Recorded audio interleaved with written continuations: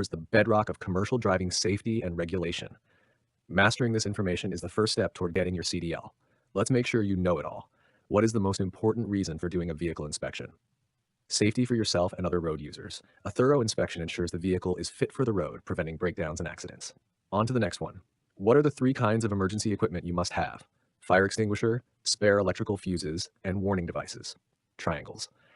These items are required to handle emergencies and roadside breakdowns safely. What's after this? What is the minimum tread depth for steering axle tires? 432-inch. Steering tires have stricter rules because they are crucial for vehicle control. Moving on. What is the minimum tread depth for all other tires? 232-inch. While this is the minimum, it's always safer to have more tread for better traction. So, what's next? Why should you put the starter switch key in your pocket during the pre-trip inspection?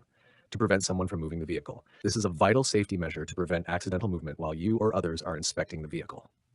Next on our list. What is hydroplaning? When tires lose contact with the road due to water. This happens when your tires ride on a layer of water instead of the road surface, causing loss of control. Okay, what's after this?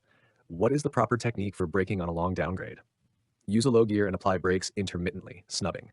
This helps control speed while preventing the brakes from overheating and experiencing brake fade. Let's move on. How far ahead should a driver look while driving a commercial vehicle? 12 to 15 seconds.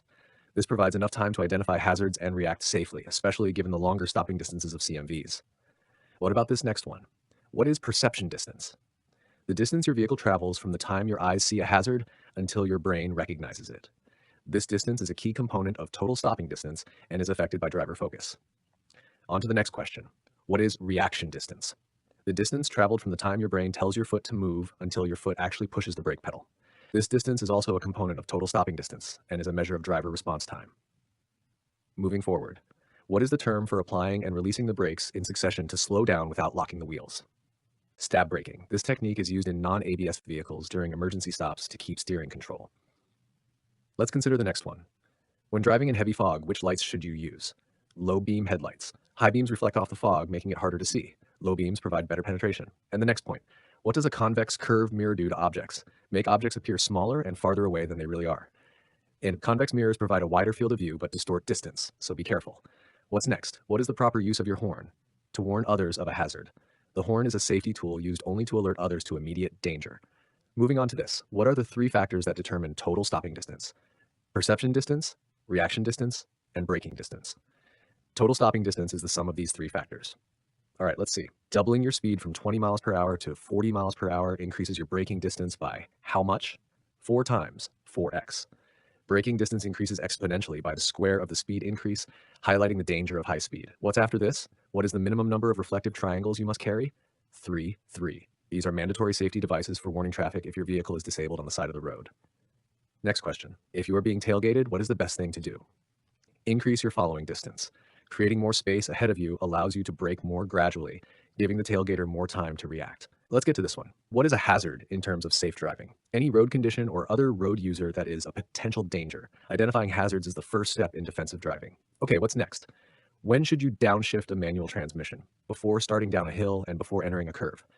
Downshifting before these events uses engine compression for control, reducing reliance on service brakes. Moving on. What is the safest way to back a commercial vehicle? Use a spotter and back slowly. Backing is the most dangerous maneuver. A spotter provides visibility into blind spots. So what's next? What must you do if you are transporting cargo? Inspect the cargo and its securement within the first 50 miles of a trip. This critical check ensures the load hasn't shifted after initial travel. Next on our list, what must you check on the steering system during your pre-trip inspection? Steering wheel play, linkage, and power steering fluid. Excessive steering wheel play, more than about 10 degrees, can indicate a serious defect. Okay, what's after this? Name some key suspension system defects. Broken leaves in a leaf spring, cracked or broken hangers, or leaking shock absorbers. Suspension problems compromise vehicle control and stability. Let's move on. What must you check wheel bearing seals for? Leaks. Leaking seals mean lubricant is being lost, which can lead to bearing failure and wheel loss. What about this next one? Why is cargo securement important? To prevent the load from shifting, which could affect steering and stability. A shifting load can cause a loss of control, especially on curves or during braking. On to the next question. What is the minimum number of tie-downs required for a 20-foot load? 2. Tie-downs. Cargo must be secured by at least 1 tie-down for every 10 feet of cargo length, and always at least 2 tie-downs. Moving forward, what is the minimum number of tie-downs required for cargo not exceeding 5 feet in length? 1 tie-down. However, a tie down is required for every 10 feet of cargo, so even short loads require a minimum of 2 if they are not fully contained. But for cargo under 5 feet, 1 tie down is the minimum if it is contained and meets other criteria. Always aim for 2. Let's consider the next one. What is the maximum back blood alcohol concentration for a CDL holder operating a CMV? 0.04%. This limit is much stricter than for non-commercial drivers. And the next point, what is the consequence for a first offense of driving a CMV under the influence of alcohol? At least a 1-year disqualification. A serious violation will lead to a lengthy loss of your commercial driving privileges. What's next? If you're convicted of a traffic violation other than parking in a CMV, how long do you have to notify your employer? 30 days. Federal regulations require you to keep your employer informed of any traffic convictions. Moving on to this. How long must you hold a commercial learner's permit, CLP, before taking the CDL skills test? 14 days. This minimum holding period ensures you have time to practice and prepare before testing. All right, let's see. What is the safest speed to drive? The speed that allows you to stop within your sight distance. You should always be able to stop before hitting any object you can see ahead of you. What's after this? What is the most common cause of commercial vehicle rollovers? Driving too fast on curves. CMVs have a high center of gravity, making them highly susceptible to rollovers when cornering too quickly. Next question. What is the proper procedure if a tire blows out? Hold the steering wheel firmly, stay off the brakes, and slow down gradually. Maintain control and avoid sudden braking, which can cause a skid. Let's get to this one. What is an escape ramp or runaway ramp used for? To stop vehicles that have lost their brakes on a steep downgrade. These ramps use sand, gravel, or an uphill grade to safely slow down out-of-control vehicles. Okay, what's next? If your vehicle is involved in a fire, what type of extinguisher should you use for a fuel or oil fire? A BC or ABC extinguisher. These types are rated for flammable liquids B and electrical fires C. Moving on. What is the bridge formula used for? To limit the weight on axles to prevent damage to bridges and roads. The formula regulates axle spacing and weight to ensure infrastructure protection. So, what's next? What does the anti-lock braking system, ABS, do? Helps you keep the vehicle under control during hard braking. ABS prevents wheel lockup, allowing you to steer while stopping. Next on our list. What is controlled braking? Applying firm brake pressure without locking the wheels. This technique is used for stopping quickly while maintaining steering ability. Okay, what's after this? What are the 2 types of vision a safe driver needs? Foresight, looking ahead and seeing the whole road scene, checking mirrors. You need to constantly scan the road ahead and check your mirrors frequently. Let's move on. What is the best way to deal with an aggressive driver? Avoid confrontation, ignore gestures, and safely allow them to pass. Do not engage with aggressive drivers. Your priority is safety. What about this next one? What should you do if you become sleepy while driving? Pull over and get some sleep.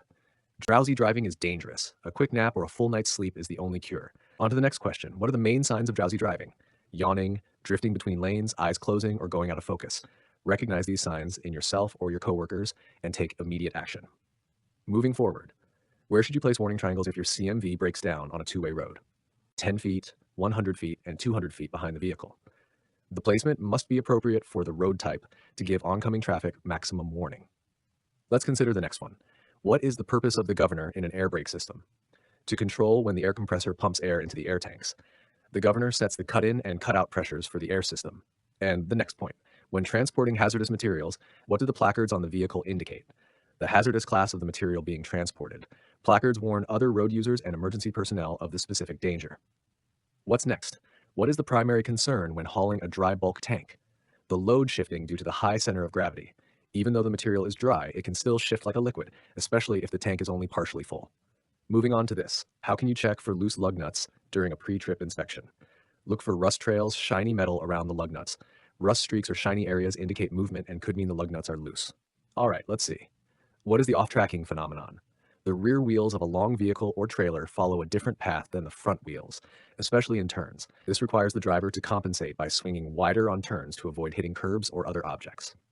That completes part 1 of our study guide for the CDL General Knowledge Test. This information forms the basis of all safe commercial driving. Well, gotcha.